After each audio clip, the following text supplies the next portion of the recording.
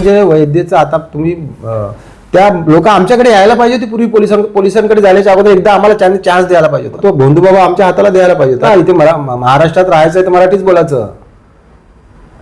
बोलायचं त्यांनी मराठीमध्ये बोलायला पाहिजे. पुन्हा मी तुम्हाला सांगतो तो कोण भोंदूबाबा आहे, पुन्हा येरवडा जिल्हा आहे, तो ठाण्यामध्ये पाहिजे होता. काय केलं असतं? दिसलं असतं मग काय झालं असतं ते. पोलिसांनी काम होत नसेल त्याने आमच्या लोकांच्या हातात सोडावं, आम्ही दाखवतो त्याला काय ते. काय करणार तुम्ही? माहिती आहे ना तुम्हाला, इथे मुलीची छेड झाली, बायकाची छेड झाली, काय होतं तो खांबा आहे त्याला बांधतो ना, माहिती आहे की नाही तुम्हाला? किती लोकांना मारलं इकडे आणून. म्हणून हा एरिया सेफ आहे ना. म्हटलं जातं की अशोक खरात यांनी देवेंद्रजींची सुपारी घेतली होती. होऊ शकते ना. एकनाथ शिंदे जर तिथे गुवाहाटीला 40 आमदार घेऊन जाऊ शकतो तर काही करू शकतो. वर्षा बंगल्यावरती देवेंद्रजी का जात नाही? अघोरी विद्या केलेली होती तिथे, हे जग जाहीर आहे. शेवट ते आलं ना, आता पोलखोल झाले ना. एकनाथ शिंदेचे 40 आमदार मधनं 32 आमदार त्यांच्या कॉन्टॅक्टमध्ये. आपण पाहताय टॉप 10 महाराष्ट्र न्यूज. वसईतील भोंदूबाबा प्रकरणात ऋषिकेश वैद्य याला आता न्यायालयीन कोठडी सुनावण्यात आलेली आहे. खरं तर अलीकडे महाराष्ट्रामध्ये भोंदूबाबा हे प्रकरण गाजते. आधी अशोक खरात, त्यानंतर वसईतील भोंदूबाबा. आता ह्या सगळ्या प्रकरणामध्ये ऋषिकेश वैद्य यांचे बंधू धनंजय वैद्य यांनी एक पत्रकार परिषद घेतली. मराठी भाषेमध्ये बोलणं टाळलं. त्यांनी असं सांगितलं की हिंदी ही कार्यालयीन भाषा आहे. याविषयी शिवसेनेचं काय म्हणणं आहे जाणून घेण्यासाठी आज आपण शिवसेनेचे पालघर जिल्ह्याचे फायरब्रँड नेते जनार्दन पाटील उर्फ जण्या मामा यांच्याकडे आलो आहोत. जाणून घेऊया या सर्व विषयी जण्या मामा यांचं नेमकं काय मत आहे. मामा, टॉप 10 महाराष्ट्र न्यूज मध्ये तुमचं नमस्कार. अलीकडेच वसईतील भोंदूबाबा प्रकरण सगळ्यांसमोर आलेलं आहे. ऋषिकेश वैद्य आता याला न्यायालयीन कोठडी सुनावलेला आहे. त्यांच्या भावाने मराठी भाषेबद्दल जे काय संवाद केलेला आहे त्या बाबतीत तुमचं काय मत आहे, तुमची काय प्रतिक्रिया?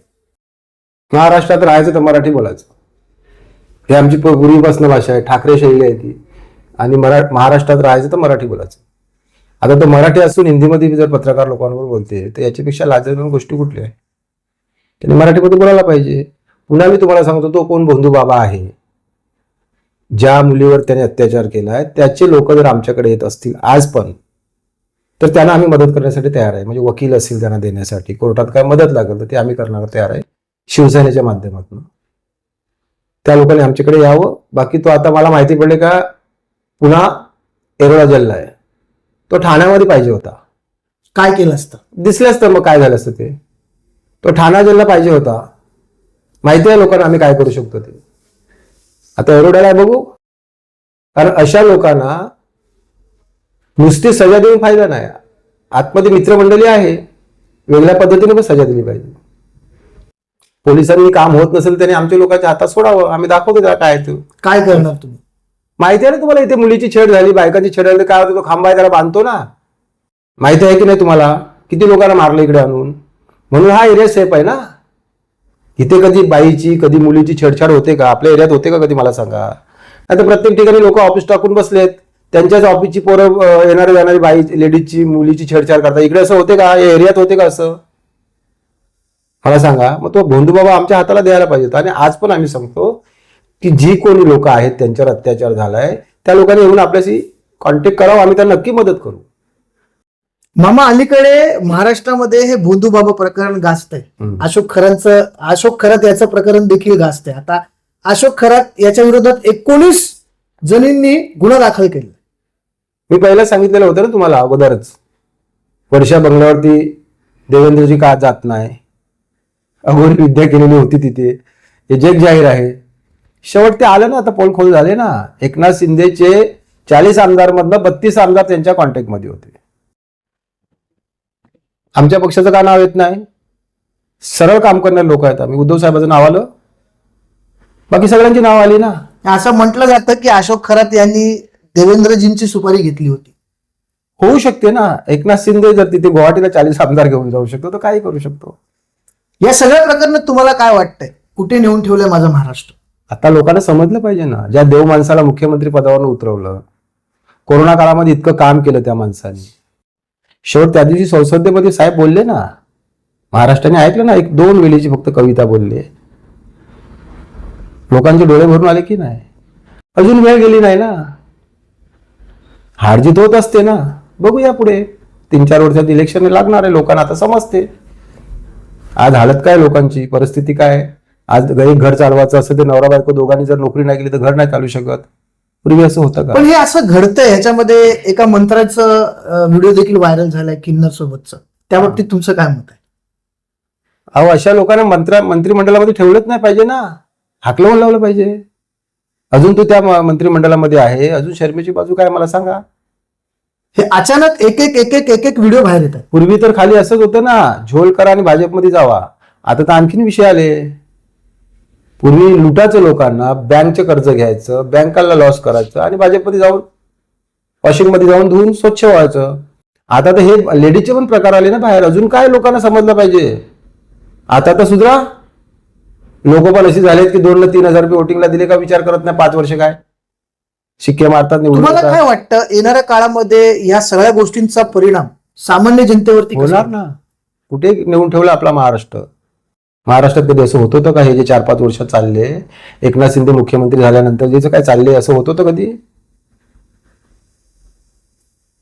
आता तर लोकांनी सुधारला पाहिजे ना. पुढे येणारा पिढीला काय त्रास होणार आहे आपल्या?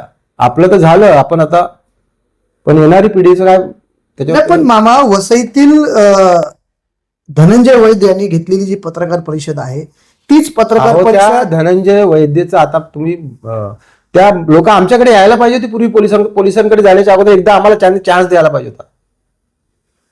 त्याला दाखवलं असतं काय ते. तुम्हाला माहिती आहे ना इकडे काय होतो. एकदा तर त्या लोकांनी कमसे कम आमच्या टीमला कॉन्टॅक्ट करायचं होतं. मदत तर आज पण त्यांना आम्ही करू. आजही सांगतो मी, तुमच्या पत्रकाराच्या माध्यमातून सांगतो, त्या फॅमिलीकडे आर्थिक परिस्थिती नसेल तर आम्ही मदत करू त्यांना.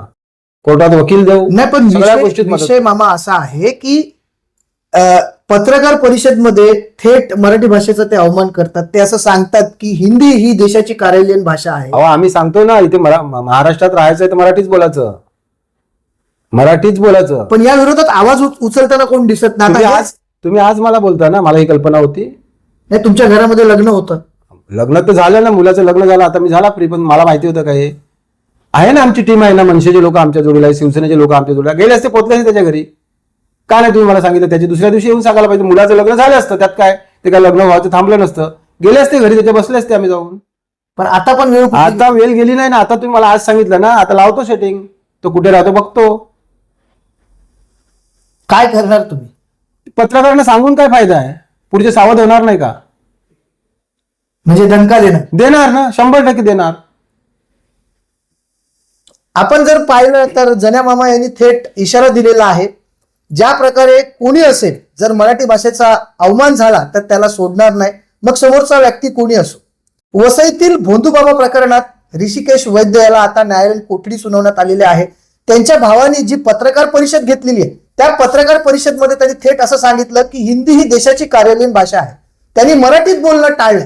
हीच गोष्ट जर एखाद्या परप्रांतीयांनी केली असती तर आतापर्यंत सगळ्याच संघटना त्याच्या विरोधात उभे राहिले असते, परंतु अजूनपर्यंत कोणाचा आवाज आपल्याला दिसत नाही. असं असताना थेट आपण आज शिवसेना उद्धव बाळासाहेब ठाकरे या पक्षाचे पालघर जिल्ह्यातील फायरब्रँड नेते जनार्दन पाटील यांची भूमिका काय आहे ते जाणून घेण्यासाठी आलेलो आहोत. त्याप्रमाणे तर थेट इशारा दिलेला आहे की येणाऱ्या काळामध्ये ते या विषयावरती धनंजय वैद्य यांना चांगलाच धडा शिकवणार आहे. आपल्या सर्वांना याविषयी काय वाटतं कमेंटच्या माध्यमातून आपली प्रतिक्रिया आम्हाला जरूर कळवा.